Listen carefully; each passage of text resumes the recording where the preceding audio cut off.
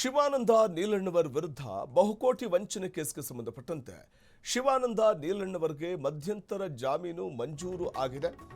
Bengaluru 92ನೇ city civil ಮತ್ತು sessions ಕೋರ್ಟ್ನಿಂದ ಜಾಮೀನು ಮಂಜೂರಾಗಿದೆ.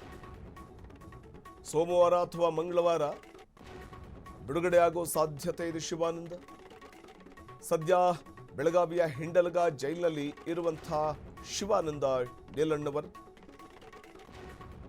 ಆತನ ಮೇಲೆ ಕೇಳಿಬಂದಿದ್ದು ಹೆಚ್ಚಿನ ಬಡ್ಡಿಯ ಆಮಿಷವೊಡ್ಡಿ ಸಾವಿರಾರು ಕೋಟಿ ರೂಪಾಯಿ ಸಂಗ್ರಹ ಮಾಡಿ ಮೋಸ ಮಾಡಿದ್ದಾರೆ, ವಂಚನೆ ಮಾಡಿದ್ದಾರೆ ಅನ್ನುವಂಥ ಒಂದು ಆರೋಪ ಇದೆ.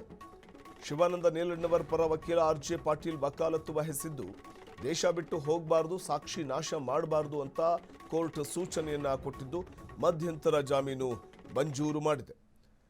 ಹೆಚ್ಚಾಗಿ ಶಿವಾನಂದ ನೀಲಣ್ಣವರ್ ಟಾರ್ಗೆಟ್ ಮಾಡಿಕೊಳ್ತಾ ಇದ್ದಿದ್ದು ಪ್ರಮುಖವಾಗಿ ಮಾಜಿ ಸೈನಿಕರನ್ನೇ ಗುರಿಯಾಗಿಸ್ಕೊಂಡು ಅವರಿಂದ ಹಣವನ್ನು ಪಡ್ಕೊಂಡು, ಅಂದರೆ ಈ ಸಂದರ್ಭದಲ್ಲಿ ಆತ ಬಹುದೊಡ್ಡ ರೀತಿಯಲ್ಲಿ ಬಹುಕೋಟಿ ವಂಚನೆಯನ್ನು ಮಾಡ್ತಾ ಇದ್ದ, ಅಂದರೆ ಬಡ್ಡಿ ಆಸೆಗೆ ಹಣವನ್ನು ಕಟ್ಟಂಥವ್ರಿಗೆ ಏಮಾರಿಸ್ತಾ ಇದ್ದ ಅನ್ನುವಂಥ ಒಂದು ಗಂಭೀರ ಆರೋಪ ಇರುವಂಥದ್ದು. ಶಿವಾನಂದ ನೀಲಣ್ಣವರ್ ಆತನಿಗೆ ಮಧ್ಯಂತರ ಜಾಮೀನು ಮಂಜೂರಾಗಿದೆ.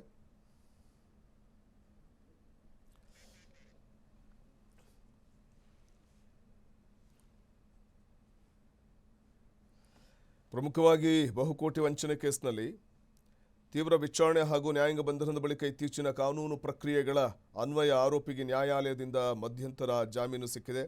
ಶಿವಂ ಅಸೋಸಿಯೇಟ್ಸ್ ಹೆಸರಲ್ಲಿ ಆಮಿಷವೊಡ್ಡಿ ಸುಮಾರು 40,000ಕ್ಕೂ ಹೆಚ್ಚು ಹೂಡಿಕೆದಾರರಿಂದ ನಿಯಮ ಬಾಹಿರವಾಗಿ ಠೇವಣಿ ಸಂಗ್ರಹ ಮಾಡಿದಂಥ ಒಂದು ಆರೋಪ ಶಿವಾನಂದ ನೀಲಣ್ಣವರ ಮೇಲಿದೆ.